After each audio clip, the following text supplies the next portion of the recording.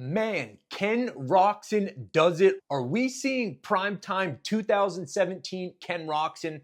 I believe we might be. He looks better than he has looked since, again, his prime before we saw the unbelievably gnarly accident in 2017, round 3 of the Supercross series, where his arm suffered a compound fracture. Literally 3 weeks in the hospital. I believe it was 15, 16 surgeries, almost lost the arm. It was gnarly.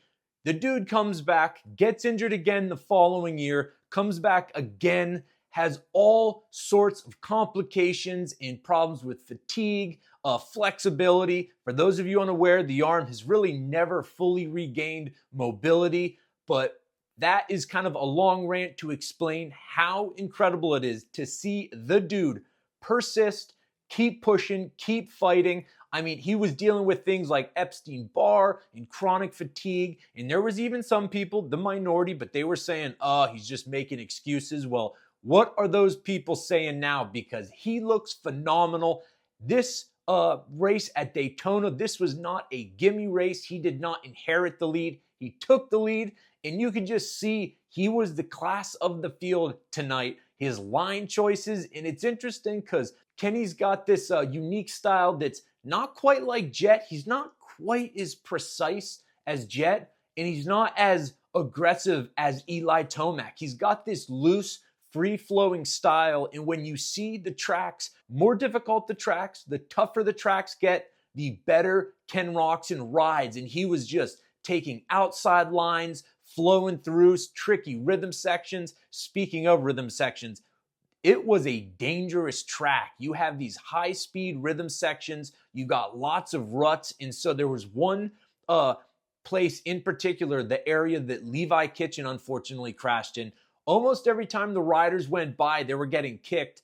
And so the track was sketchy. And it just seems like when the tracks get gnarly, when the tracks get really difficult, Ken Roczen comes to play. It's funny, I was rewatching races from 2016 when he was just, in his prime, and he just had this loose, creative style that allowed him to just float around the track. Very different from, he's almost like a hybrid if you took Jason Anderson, who's also got that loose kind of style, but then with the precision of Jet Lawrence and a little bit of the aggression of Eli. I feel like Ken Roczen is a hybrid Jason Anderson, Eli Tomac, and Jet Lawrence. And man, tonight he looks phenomenal. He's not fading at the end of the races. He's not sort of hitting a point where he starts to crack. And when I say crack, not in terms of determination, just the fatigue, the wear and tear. This sport is as brutal as any, well, it's, in my opinion, the most brutal.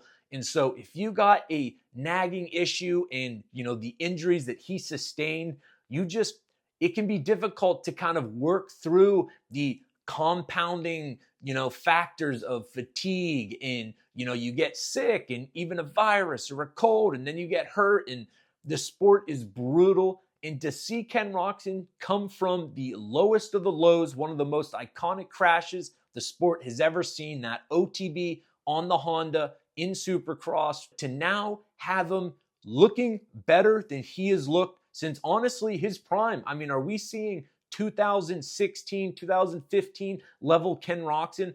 I would say we are. The dude looks incredible. Him and that Suzuki, I mean, it's incredible. And it's funny because for the moto heads, this is not regarded as one of the better bikes. It has remained relatively unchanged for pretty much a decade.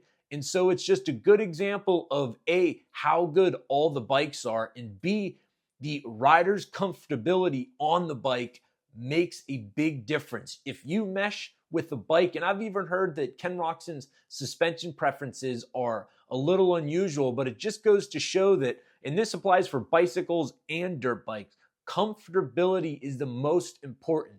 Yeah, there's guidelines and there's sort of important criteria to, set up and to follow it, but ultimately you got to be comfortable on what you're riding. And it's pretty clear that for whatever reason, Ken Roczen and Suzuki are just like peanut butter and jelly. I hope Suzuki is paying him some bonuses because, man, talk about just a shooting star of a coincidence. You have Ken Roczen, who, it's easy to say now, oh, this was like to be expected.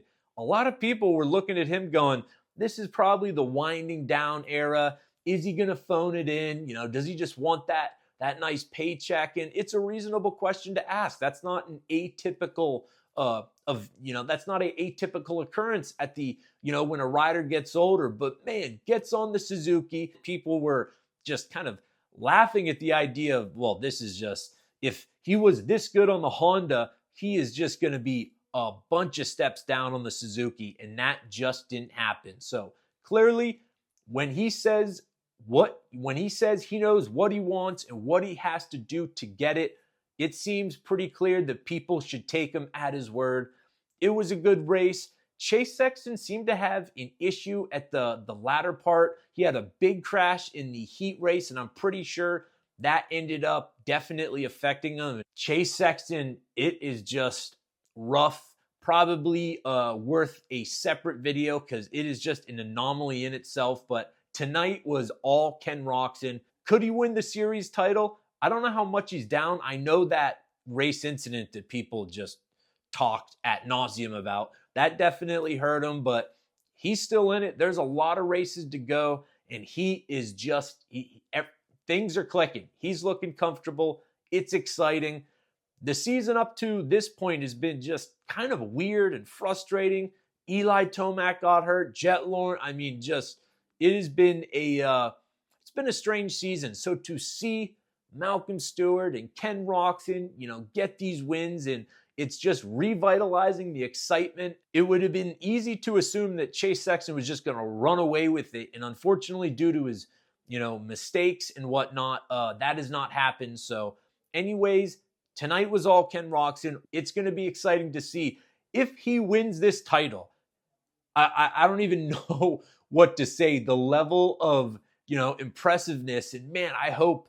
It almost makes you, wish that there was a documentary following him for the past couple of years, because it's possible. It is, within the realm of possibility. I know the seasons previous when he was battling Cooper, really right around now is when he started to fade. He's looking better than ever. I don't think that's going to happen. I think he is there for the duration, and let's do it. Ken Roczen, fantastic ride. Awesome night of racing in spite of, the riders that crashed and got hurt. Hopefully they'll recover, but leave me a comment. Are you guys as excited as I am? And hope you enjoyed the video.